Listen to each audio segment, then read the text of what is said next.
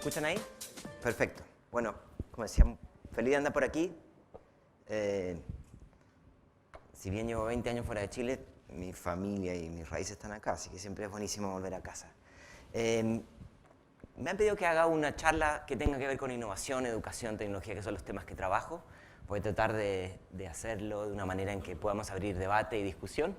Esta es una charla que se plantea en el marco de este libro que publicamos hace poco, Acepto las condiciones. Es un libro que está en Open Access, se puede descargar sin problema de internet. Acaba de salir la versión en inglés y pronto va a salir la versión en portugués. Y es un libro que nos invita a pensar cuál es nuestra relación con la tecnología en el mundo de la educación, en el mundo del aprendizaje, pero más en general también en la sociedad. No solamente para los más jóvenes, sino que en términos más generales. Así que ya hice la publicidad, no necesito el libro. Y quiero arrancar con algo que quizá nos pueda ayudar a situarnos en el tema de discusión. Quiero arrancar con una historia real. Había dos amigos, Eugenio y Román, que intercambiaban una gran cantidad de mensajes, tenían una relación muy fluida en Internet, ¿no? WhatsApp, una gran cantidad de likes y SMS, y estaban todo el tiempo en intercambio y eran amigos súper íntimos, estaban todo el tiempo sincronizándose e intercambiando, como probablemente muchos de ustedes hacen todo el día y sus hijos también. Pero un mal día, Román tuvo un accidente y falleció. Eugenia estaba realmente descorazonada porque había perdido a su amigo del alma. Y Eugenia dijo, ¿qué me queda de Román además de los recuerdos? Los mensajes. 10.000 mensajes en WhatsApp. Y dijo, ¿qué pasa? Ella programaba, dijo, ¿qué pasa si programo una red neuronal que pueda recuperar esos 10.000 mensajes, analizarlos y me permita a mí dialogar con Román a través de esos 10.000 mensajes? Aquí es cuando la historia se empieza a poner un poco creepy, ¿no? Y entonces ella desarrolló una pequeña red neuronal que le permite a ella decir, hola Román, ¿cómo estás? Y la base de datos buscaba alguna de las interacciones y le volvía. Y ella sentía que Román estaba cerca de ella. Bueno, después Eugenia dijo, ¿qué pasa si yo construyo esto de una manera en que otras personas puedan hablar, ya no con un Román, sino que consigo mismo? Aquí se pone más creepy todavía. Porque en verdad uno cuando interactúa con las tecnologías van aprendiendo de nosotros, ¿cierto? Van haciendo, nosotros estamos permanentemente alimentando la base de datos, alimentando los algoritmos aprenden de nosotros. Entonces, Eugenia desarrolló Réplica. ¿Qué es lo que es Réplica?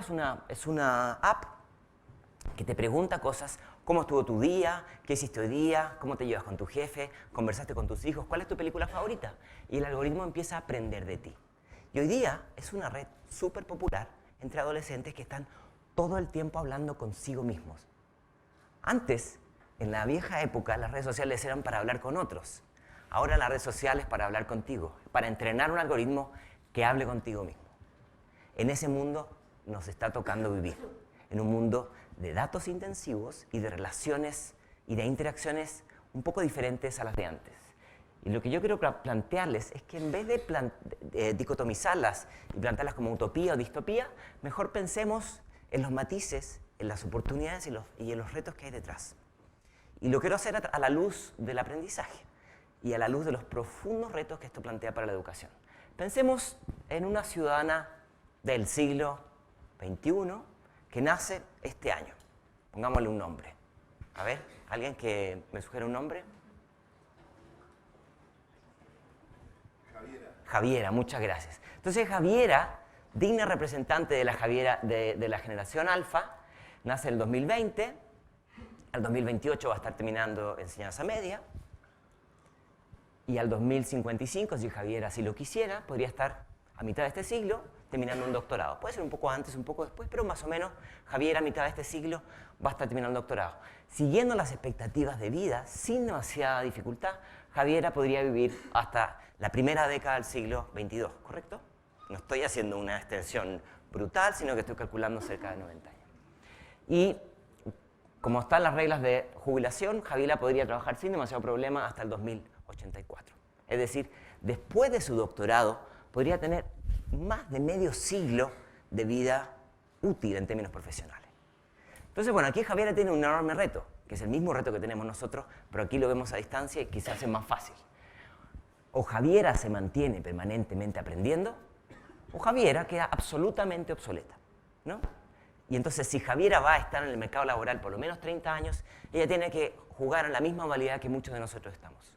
Obsolescencia o actualización permanente. Y no hay sistema educativo que pueda resolver eso.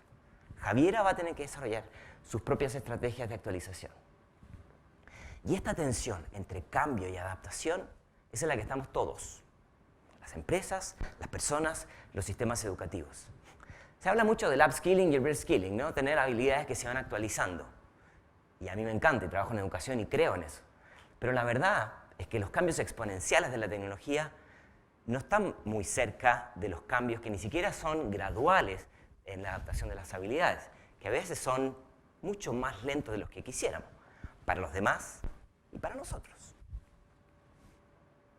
Esta imagen la deben conocer, es un estudio que hizo Levy y Murnane, que analizó los cambios en la demanda laboral de los Estados Unidos entre los 60 y el 2000, y muestra algo que se conoce bastante, que es un decrecimiento de aquellos trabajos rutinarios y un incremento de aquellos trabajos no rutinarios.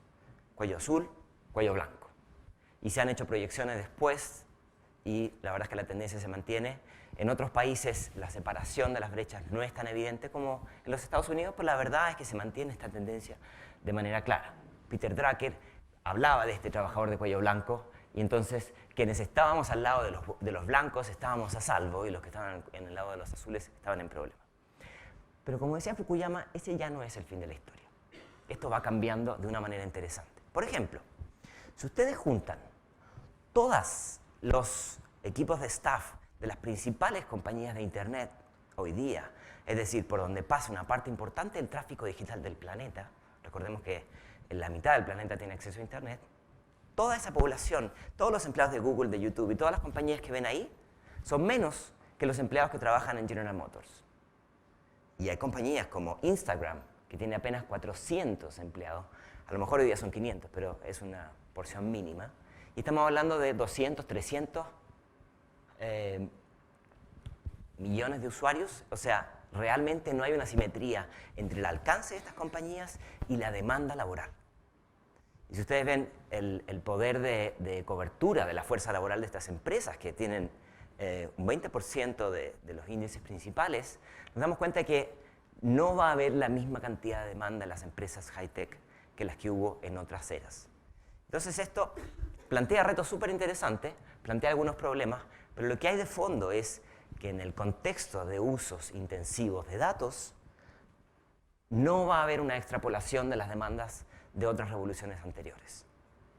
Hablamos de la industria 4.0, yo sé que es un término que no se termina de afianzar todavía, es un término propuesto por el World Economic Forum, pero que plantea esta idea de que cada vez los sistemas van a ir acompañados de mecanismos de monitoreo, de automatización, de toma de decisión automatizada o por lo menos asistida de manera distante. ¿Cómo esto nos plantea nuevos marcos? Yo creo que una de las cosas que plantea este nuevo marco es una separación entre la capacidad de cambio tecnológico, que como vemos es exponencial, utilizando por ejemplo la ley de Moore, y la capacidad de adaptación a las personas, que no es exponencial. Déjenme mostrarles este video. Este es un video que hizo Google, donde le enseñó a un algoritmo a jugar Atari. ¿Cuántos de aquí jugaron Atari en los 80? Hay unos tímidos, pero varios de nosotros lo hicimos.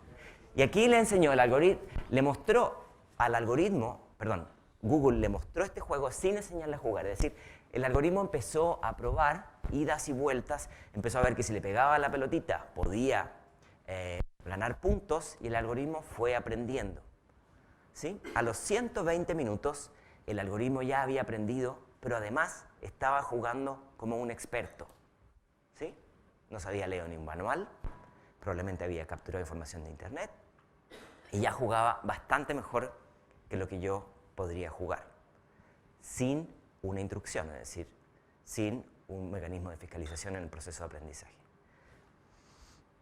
Y a los 240 minutos el algoritmo estaba jugando mejor que cualquier ser humano.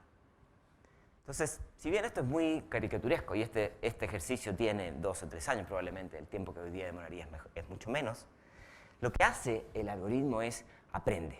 Es decir, se alimenta de información, optimiza en base a la experiencia y genera mejoras sustantivas en sus comportamientos, si los podríamos llamar así, ¿no? Y aprende igual que nosotros, ensayo y error, pero a una velocidad mucho más rápida. Entonces, ¿cómo vamos a hacer nosotros para hacer que estas cosas se sumen a nuestras capacidades y no reemplacen? Hay hoy día un fervor por este tipo de tema. Aquí hay dos claros ejemplos. Arriba van a ver algo que no sé si ya anda dando vueltas en Santiago, el reconocimiento facial para pagar, que se usa mucho en los países orientales. Yo siempre digo en broma que si uno pone la cara del amigo o de la amiga ya puede pagar en vez de uno. Y abajo está Amazon Go, que es la herramienta que te permite pagar sin tener que tener la molesta práctica de sacar la mano de la billetera y tener que pagar sin tener que hablar con ningún ser humano. Es decir, ya te evitas el malestar de interactuar y decirle a la cajera o al cajero buenos días. Y entonces, evidentemente esto es súper práctico, pero tiene consecuencias laborales, ¿no? ¿Significa que están todos desempleados? Evidentemente que no, es más complejo, porque desarrollar ese tipo de servicios habilita un montón de otros trabajos que antes quizás no estaban implementados para la industria del supermercado. Pero lo que es claro es que las demandas de tipos de habilidades se van complejizando. Aquí quiero mostrar otro ejemplo, ya aproximándonos a cómo podría esto incidir en la educación.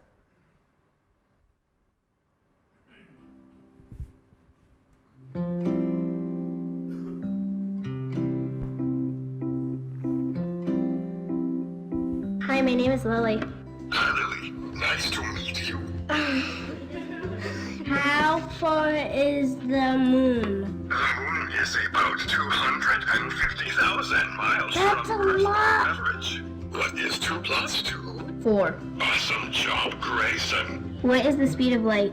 The speed of light is 186,000 miles per second. Can you count to 6? 1, 2, 3, 4, 5, 6. Super. Tell me a knock-knock joke. Knock, knock. Bueno, los voy a dejar sin los chistes, pero esto es algo que no es ninguna novedad. Hace un par de años, colegas míos de la Universidad de Oxford publicaron este estudio que decía que hasta un 45% del mercado laboral o de algunas habilidades laborales, para ser más específico, podían ser reemplazadas. Y después ha salido McKinsey y otra gran cantidad, y unos discuten si es el 80 o es el 20. Me parece que el porcentaje todavía es muy vago para tener una noción, pero lo que es claro es el cambio en la tendencia, es decir, que la parte de arriba del gráfico que yo les mostraba, los supuestos trabajadores de cuello blanco, también pueden pasar en un proceso de reemplazo o algunas de sus habilidades. En profesiones que claramente están en ese hub, pueden ser abogados, médicos, contadores. O sea, los mecanismos de diagnóstico de cáncer hoy día son mucho más precisos que los médicos cuando se hacen estudios experimentales. ¿Significa esto que los médicos van a desaparecer? No, evidentemente que no. Hoy día queda claro que los médicos pueden ampliar su capacidad. Incluso se puede llevar estos servicios de manera remota a países de baja renta. Pero hay una discusión aquí con respecto a las habilidades que podemos desarrollar y también con respecto a los tiempos. Lo interesante, para no caer en el pánico de algunos que son tecnodistópicos, es entender que esto no es nuevo. Keynes habló de esto en los años 30, el desempleo tecnológico. Y un claro ejemplo es la agricultura. A fines del siglo XIX, más del 50% de la fuerza laboral se dedicaba al mundo agrícola. Hoy día es menos del 2% y es mucho más productivo. Entonces esto no es nuevo. Lo que pasa es que el tipo de habilidades que pueden ser reemplazadas es mucho más diverso. Entonces, frente a estas miradas un poco distópicas, que hoy día cada vez más la prensa saca a discusión, yo creo que tenemos que ir pensando, bueno, 1, ¿cómo preparamos a las generaciones que vienen? 2, ¿cómo preparamos a las generaciones que hoy día están en el mercado? Y 3, ¿qué herramientas y recursos y formas de pensar podemos contribuir? Aquí hay un trabajo que les recomiendo mucho, un libro del MIT que se llama Robot Proof, que no es esta lógica de nos vamos a quedar todos desempleados y Terminator va a quedar con tu trabajo, sino de pensar en un proceso de aprendizaje que sea a prueba de robots, es decir, que te permita trabajar con estos sistemas de inteligencia asistida para ampliar tus capacidades. Y este autor plantea que hay que desarrollar algunas habilidades o profundizar en algunas habilidades, como entender mejor lo que él llama el data literacy, entender cómo se utilizan los datos, quién los recopila, cómo los datos alimentan o entrenan a los algoritmos, cómo funciona la tecnología, cuáles son los sesgos, quién puede quedar perjudicado por esto, cómo hacemos que la legislación proteja a las personas y no queden en desmedro, y por último, cómo las personas se relacionan con tecnología. ¿Qué ansiedades genera? ¿A quiénes quedan excluidos? ¿Qué mecanismos de inclusión hay que desarrollar? A esto se le llama humanics, una mezcla en una mirada humanista en la incorporación de las tecnologías. A mí me gusta porque va más allá de robots versus máquinas. Ya saben ese chiste que dice no te vas a quedar desempleado por un robot, te vas a quedar desempleado por una persona que se lleva bien con los robots. Es decir, hay que pensar cómo integrar estas capacidades, no como algo que va a llegar en el futuro, sino que hay un montón de apps que hoy día utilizas que amplían o reemplazan algunas de tus capacidades cognitivas cuando tomas decisiones. ¿Cómo los sistemas educativos se enfrentan a esto? Es el tema que yo trabajo. Y esta mirada de vamos a poner computadoras en las escuelas para preparar a los niños del futuro ha sido como el mantra, por lo menos de los últimos 30 años. En Chile a través de enlaces, pero la verdad es que en la gran mayoría de los países ha habido estos programas de equipamiento tecnológico. Y pongo una foto vieja a propósito, porque si uno pone una foto nueva es más difícil ver blanco y negro. Pero cuando uno ve fotos viejas y dice, bueno, con esa máquina nos íbamos a preparar al futuro, ya queda un poco en cuestionamiento. Y esta idea de que la escuela del futuro va a cambiar porque incorporamos tecnología es vieja, es súper vieja. Es de la época de Skinner, de mitad de los 50, ¿no? Y quienes tienen hijos o quienes han monitoreado estos temas se dan cuenta que la incorporación de tecnología no hace demasiado a la hora de cambiar las prácticas de innovación en la enseñanza y el aprendizaje. Y quienes se dedican a cosas aburridas como yo, que es estudiar darle seguimiento a los estudios internacionales, es más, no hay una correlación entre equipamiento tecnológico y mejoras en los aprendizajes. Es incluso más. A veces hay una correlación inversa. A más horas de exposición tecnológica, peores desempeños.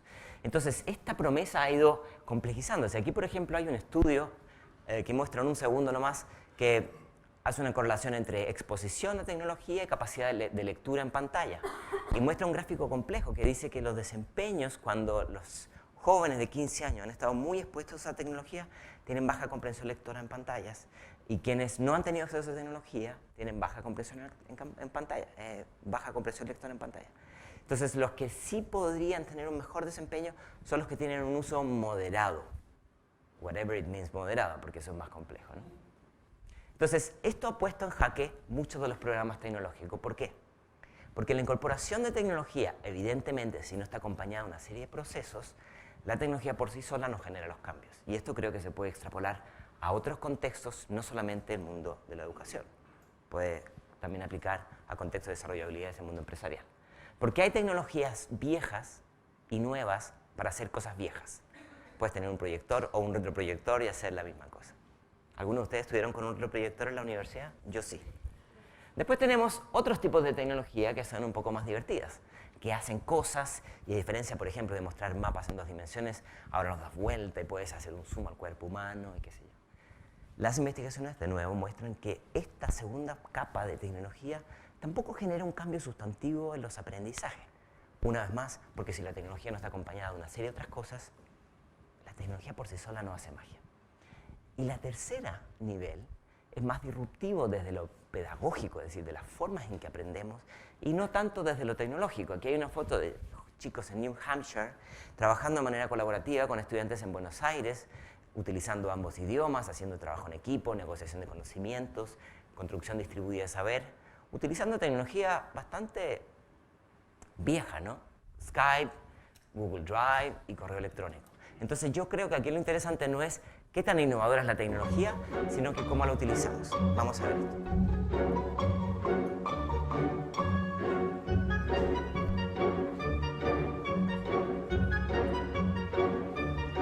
Really?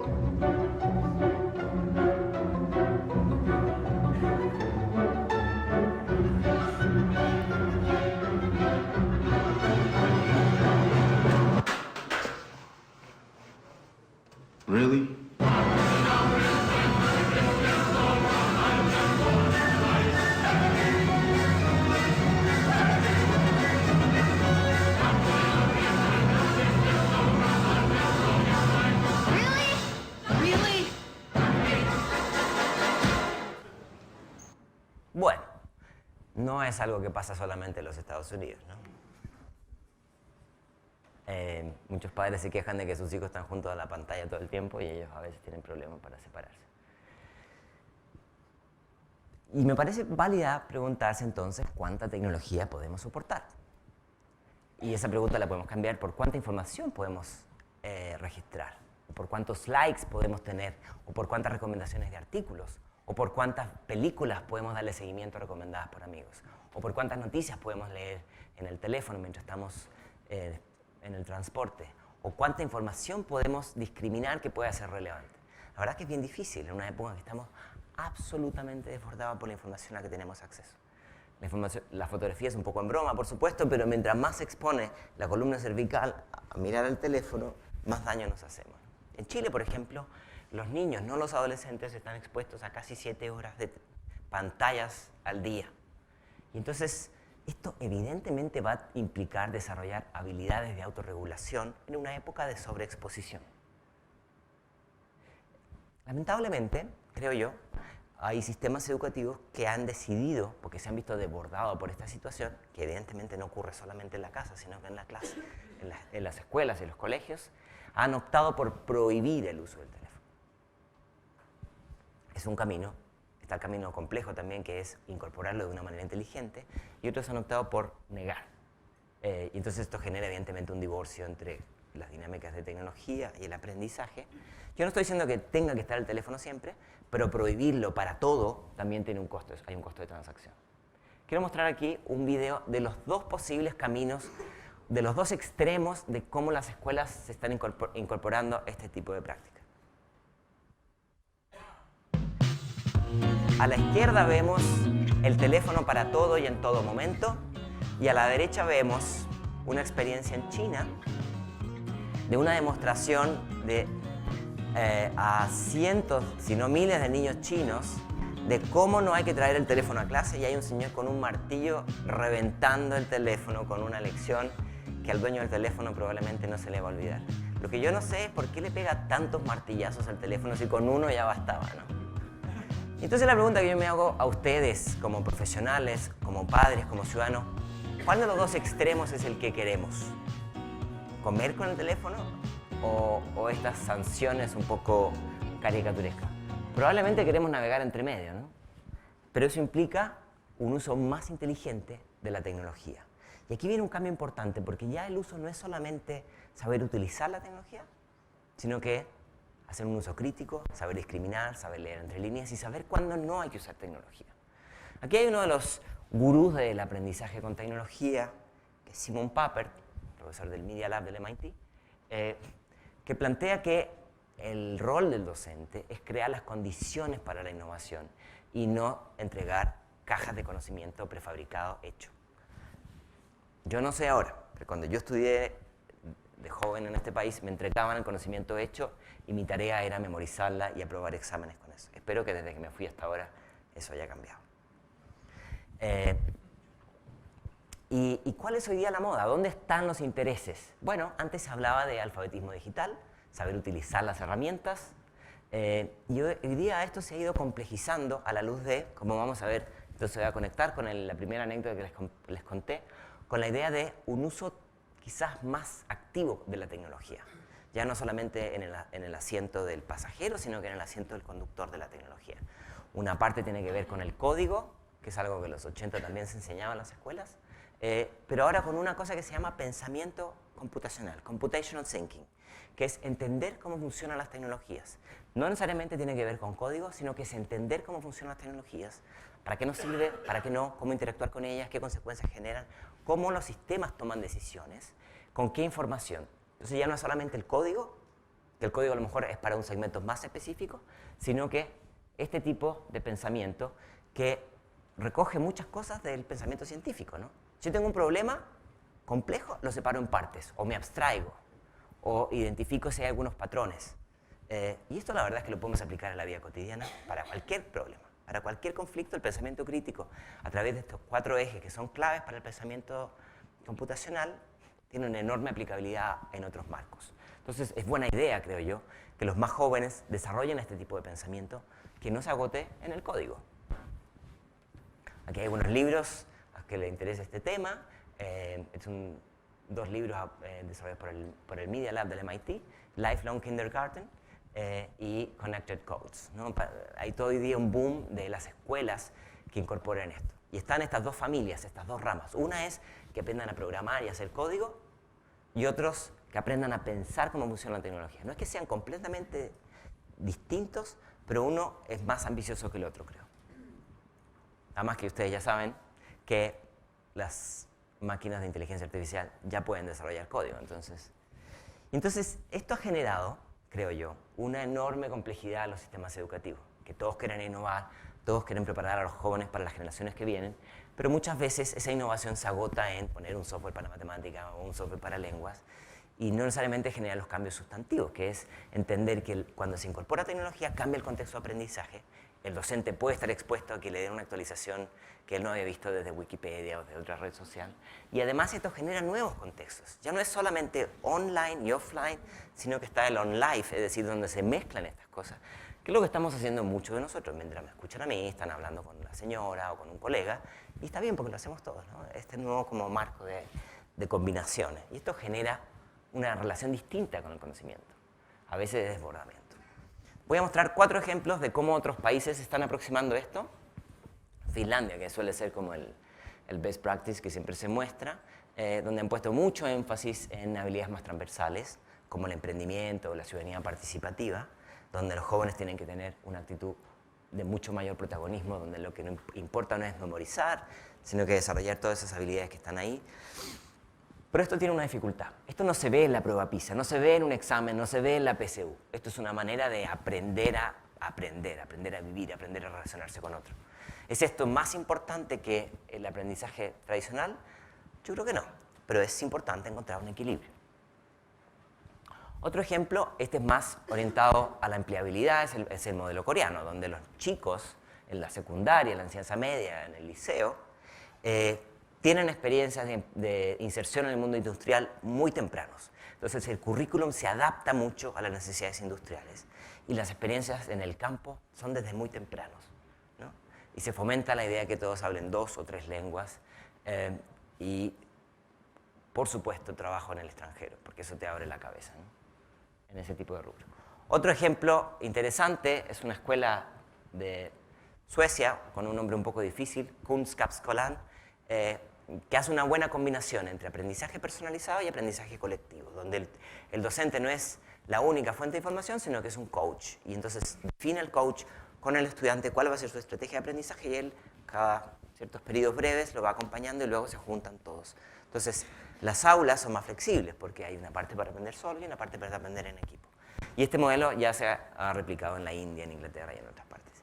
Y hay otro ejemplo muy interesante también, este es el último, de San Diego, que acaba de ganar un premio, uno de los principales premios de educación dado por WISE, esta Cumbre Mundial de Educación en Qatar, que es una escuela que se llama High Tech High, que plantean esta frase que me parece que es muy representativa. Dicen, tú no puedes jugar con videojuegos en la clase a menos que lo hayas inventado acá, ¿no? Y entonces, esta idea de combinar ideas teóricas y acción, esta idea de trabajar con problemas que son relevantes en la comunidad, donde la relación es más de trabajo en equipo, donde todo lo que se produce se muestra en los pasillos, hace que cambie esta dinámica bastante resistente de seguir todo en base a lo que plantea el currículum y todo lo que se aprende es para la prueba y todo tiene que ser lo más estandarizable y monitoreable posible. Entonces, bueno, está ganado muchos premios. ¿Dónde estamos hoy día? Bueno, según el Banco Mundial, a nivel internacional, los niños de 10 años no son capaces, el 50% de los niños de 10 años del planeta no son capaces de entender un texto básico. El 50% de los niños de 10 años del planeta. Esos números evidentemente suben hasta el 80% en países de renta baja y bajan significativamente en los países de alto ingreso. La OECD, la Organización para la Cooperación y el Desarrollo Económico, hace estudios de las habilidades de jóvenes y adultos.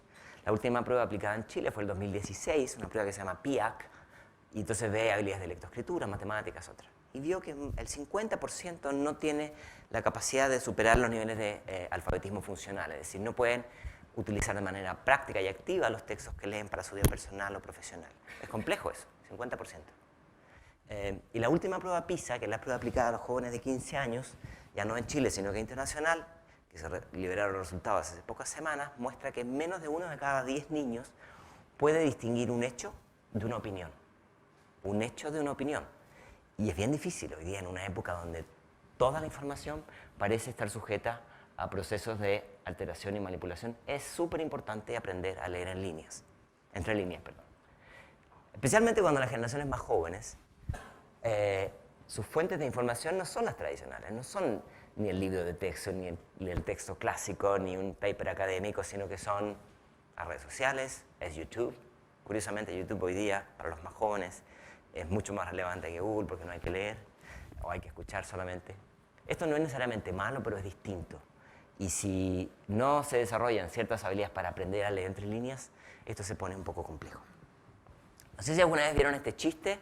Es un chiste del New Yorker que se hizo muy famoso allá en los comienzos de Internet, donde un perro le decía al otro: me encanta Internet porque en Internet nadie sabe que eres un perro.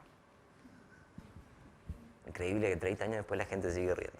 Pero este chiste y nadie sabe que eres un perro, podría ser nadie sabe que eres un experto, nadie sabe que eres un académico, un científico, etc. Pero hoy día este chiste se ha actualizado. Entonces el perro le dice al otro: extraño los días en que Internet no sabía que yo era un perro. Internet nos conoce, y nos conoce perfectamente, ¿no? Quiero mostrar ahora, en la última parte de la presentación, algunas de las cosas que están ocurriendo con el Internet en el que hoy día estamos trabajando. Un Internet más inteligente, más complejo, concentrado en un grupo más pequeño de organizaciones, con un uso mucho más estratégico de la información. Y voy a plantearlo desde 3 enfoques, no para asustar a nadie, pero para que nos preguntemos cómo la educación va a responder a estos retos. ¿Cómo estamos de tiempo?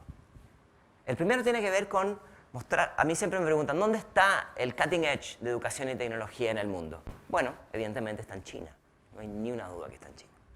No sé si es el modelo que todos quisieran ver, pero China ha apostado por un sistema de poner cámaras de cámaras de reconocimiento facial en las aulas de clase. Entonces, cuando los chicos están estudiando, toma fotografías a los rostros, identifica y decodifica si el joven está atento, está distraído, está desconcentrado, envía reportes al director de la escuela y, por supuesto, al padre le manda un WhatsApp. Esto la verdad es que plantea muchas dudas con respecto a si esto es efectivo, si esto es correcto, si esto es ético, si esta es la educación del futuro que queremos ver. Yo la verdad tengo mis reservas. Hice el ejercicio de imaginarme en un contexto completamente distinto, el taller de Leonardo da Vinci, mientras pintaba la Mona Lisa. ¿Se imaginan lo ridículo de una cámara de reconocimiento facial para saber si estaba motivado o no estaba motivado en base solamente a lo que podía decir su rostro? Bueno, esa es la moda hoy día. Y lamentablemente empezamos a ver que eso hay países que lo quieren replicar.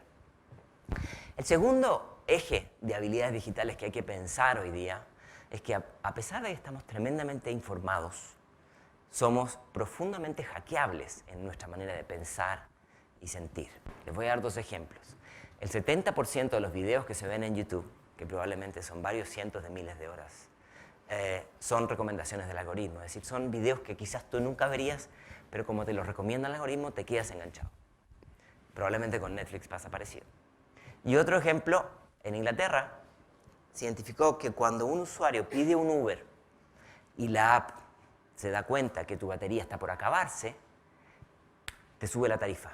Y entonces tú, para no perder la carrera, aceptas y entonces la app se queda con tu información y lucro, por supuesto, porque saca 2 o 3 veces el precio original. Somos sujetos manipulables. Y en alguna medida tiene que ver porque nosotros decidimos no decidir. Decidimos poner en manos del buscador cuál es la información más relevante. Los jóvenes y los no tan jóvenes deciden que Tinder decida por ellos cuál es la pareja perfecta, y las recomendaciones de redes en Facebook y las recomendaciones de música en Spotify. Muchas veces nuestra carga cognitiva se las pasamos a estos algoritmos que son prácticos, cómodos, útiles, pero que no es a costo cero. Hay un costo de transacción. Y entonces lo que yo quiero, o me gustaría, es que haya una capacidad de reflexionar de eso de una manera crítica. Ese cuadro blanco de arriba es lo que hoy día nos pasa con Google. Ya Google no solamente nos da la respuesta perfecta para nuestro perfil, dependiendo del contexto en el que vivimos, nuestra burbuja, nuestros amigos, nuestro ingreso socioeconómico, etcétera, etcétera, sino que además nos ayuda a construir las preguntas. Es decir, no solamente nos dicen qué pensar, sino cómo pensar. Y el video a la derecha, que seguro que han visto noticias sobre deepfake, es inteligencia artificial que permite poner en el rostro de una persona la cara de otra persona. Así que esta vieja idea de ver para creer queda absolutamente obsoleta. O por lo menos vamos a tener que aprender a ver desde una manera diferente. Y esto evidentemente se resuelve con más educación. Y como hablábamos al principio, esto plantea serios desafíos para el mundo laboral.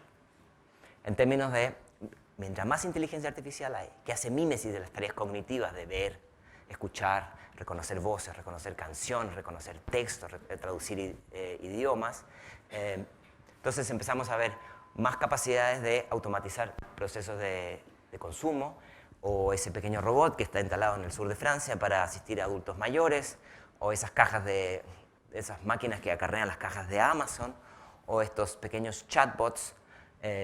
Antes, en mi época, la gente iba al terapeuta, ahora tiene un chatbot que te acompaña y te escucha tus problemas, o chatbots de recursos humanos. ¿Es esto malo? Yo creo que es complejo, pero no es malo. ¿Por qué es complejo? Porque, bueno, evidentemente en este contexto todos somos inmigrantes. Porque la capacidad de crecimiento exponencial, gracias, va a ser parecida al juego de Pong que mostramos de Atari. Y aquí somos todos inmigrantes. La tensión entre cuello blanco y cuello azul queda absolutamente desdibujada, porque esto no solamente va a ser trabajo pesado, como pueden ver. Y en tercer lugar, esto va a implicar desarrollar orden de habilidades superiores y algunas habilidades socioemocionales, ¿no? Empatía, intuición, humor y cosas que las máquinas todavía no pueden desarrollar. La literatura lo discute. Los expertos en el Washington Post lo discuten. Algunos dicen que esto va a reemplazar mucha gente, que mucha gente va a quedar desempleada y el Universal Basic Income va a ser importante, que cuando los driverless car entren en el mercado, los conductores de camiones van a quedar fuera de trabajo, que equivale a 1% de la población norteamericana, es decir, 3.5 millones de conductores. Y otros plantean que no, que nadie se preocupe, que esto lo que va a hacer es ampliar tus capacidades, es decir, tu trabajo lo hace más rápido, lo hace de manera más efectiva, los diagnósticos médicos pueden ser mejor. Yo no soy quien para decir cuál va a pasar, pero sí tengo la sospecha que muchos, si pueden ahorrarse un par de empleados que trabajen los domingos, que no tengan sindicato, que no tengan hijos enfermos, va a ser una opción atractiva. Que no es tan simpático como tú, probablemente. Que no tiene capacidad de intuición, probablemente. Es una versión más barata tuya, pero puede ser una opción que se va a considerar. Yo quisiera que estas discusiones y este tipo de habilidades se conversen desde la educación. No tanto para que todos aprendan a programar, sino para que aprendan a entender cómo funcionan estos algoritmos, para que entiendan cómo toman decisiones, para entender cómo hacemos que esto sume nuestras capacidades y entender que los datos que utilizan esos algoritmos sean representativos de la realidad. Porque uno de los líos que tenemos hoy día es que estos algoritmos muchas veces toman decisiones y no entendemos cómo ni por qué. Y es difícil auditarlos en esta llamada caja negra. Es decir, aprender a leer entre líneas y quizás en alguna medida aprender a no ser manipulado. Suena así como de Big Brother, pero la verdad es que nosotros no tenemos una manipulación como hacía la portada del libro, sino micromanipulaciones, ¿no? Me voy por esta calle en vez de esta otra. Escucho esta canción frente a esta otra. Leo este texto o este video. Y lo que yo creo es que pensando en cómo incorporar esto, tenemos que ser capaces de leer entre líneas. Porque la información se fragmenta, la información se manipula, la manipulación se tergiversa o se disecciona, ¿no? Entonces hoy día apareció toda esta idea de que la verdad queda cuestionada, las fake news y la posverdad, etc. Necesitamos sujetos que no solamente tengan capacidad de entender lo que leen, sino que puedan leer entre líneas. Y eso es más complejo, porque implica un razonamiento más crítico. ¿Eso lo puede ayudar la escuela o los colegios? Por supuesto. Pero la familia juega un papel fundamental, porque la cantidad de palabras que se hablan en el hogar, el glosario al cual los jóvenes están expuestos y los niños, genera un enorme predictor después para las capacidades de utilizar herramientas de orden cognitivo superiores. Entonces, cuando el día de mañana nos encontremos con este tipo de videos, que entre paréntesis Facebook anunció la semana pasada que los iba a prohibir o los iba a etiquetar ahora que vienen las elecciones de Estados Unidos, seamos capaces de identificar, bueno, ¿dónde se publicó esto? ¿Cuál es el medio? ¿Cuál es la fecha? ¿Hay algún sesgo? ¿Cuál es el mensaje? ¿Quién afecta? Y si no sé si es verdad o no, tener a alguien a quien contrastar. Van a ser algunos de los protocolos que vamos a tener que incorporar de manera permanente porque esto todavía es marginal y evidentemente va a crecer. En algunos casos para hacer situaciones súper divertidas y en otros para generar situaciones que van a afectar o perjudicar a grupos específicos. Entonces, ya no nos basta con que los sistemas educativos pongan un montón de máquinas. Es casi inútil. Vamos a tener que desarrollar una lógica más profunda. Ya no es solamente aprender a tener que la tablet funcione en clases de matemáticas, sino que la tecnología sea más transversal, sea más invisible, sea más cross-curricular, y yo aprenda a administrar mi huella digital, aprenda a saber cómo reaccionar en situaciones de bullying, aprenda a saber cuándo es bueno estar offline. Hay experiencias interesantes en otras partes del mundo. Por ejemplo, la Universidad de Helsinki, en Finlandia, implementó un gran programa gratuito de alfabetización en inteligencia artificial, no para que todos sean programadores, insisto, sino para que la gente entienda cómo estos sistemas toman decisiones, qué preguntas hay que hacerse, cómo reaccionar, cómo actuar, cómo sumarlos. Y también en los Estados Unidos esta iniciativa que se llama AI for K-12, ¿no? Para que los niños desarrollen habilidades, por ejemplo, un pensamiento algorítmico. Entender que un algoritmo no es una representación de la realidad, sino que es una selección o un zoom a algunos datos de la realidad donde se relevan unos, se les quita información o relevancia a otros, o se alimenta el algoritmo con ciertos tipos de fuente de información, entonces representa una parte de la verdad. Y está bien que sea así. Lo importante es que cuando se utiliza eso, quien lo utiliza esté consciente de eso. Esto trae enormes retos, por ejemplo, para las políticas públicas. Cuando un subsidio está, la decisión final del subsidio es resultado de un algoritmo, bueno, asegurémonos que ese algoritmo no subrepresente o sobrerepresente a un grupo, a un género, a un nivel socioeconómico o a una región del país, por ejemplo. Escepticismo inteligente. No es que todo lo que está en línea sea mentira, por supuesto que no, pero aprender a leer entre líneas, desarrollar ese olfato que nos da la experiencia. O fluidez ética, como decíamos, o autorregulación, saber que hay momentos en que quizás no necesitamos la tecnología, o podemos utilizar un complemento de tecnología persona. Ya para ir terminando, 3 ideas que me parecen importantes. Primero, una de las grandes preocupaciones que yo tengo es que en esta región tenemos todavía una profunda dependencia tecnológica de las tecnologías desarrolladas en otras regiones del planeta. Y si bien hay mucho desarrollo en muchas áreas, la dependencia tecnológica de lo que puedan hacerse en otros lugares todavía es clara y sistemática. ¿Qué más quisiera yo que este se convirtiera en un hub de inteligencia artificial y que esto se discutiera en los distintos niveles de la sociedad? En segundo lugar, estos cambios van a implicar un reaprendizaje permanente a distintos niveles y a distintas edades, para jóvenes y para no tan jóvenes. El reto que tenemos, como decía yo antes, es la velocidad. Al cambio exponencial de las tecnologías, las capacidades de cambio de las personas, los entrenamientos, los talleres, las actualizaciones, no van a la misma velocidad. Porque no es solamente tener acceso a la información, es cambiar los hábitos. Y eso toma un montón de tiempo y mucho esfuerzo. O sea que hay una tensión ahí. Y por último, hay un enorme reto en que las políticas públicas de educación, laborales y otras puedan poner esto en la agenda. Creo que el que se realice el Congreso es una buena noticia, pero hay que hacer más de esos congresos en otros espacios y de manera más regular. Así que mientras algunos trabajan duro para que los autos se puedan conducir solo, nosotros trabajamos duro para que los estudiantes puedan aprender por su cuenta. Muchas gracias.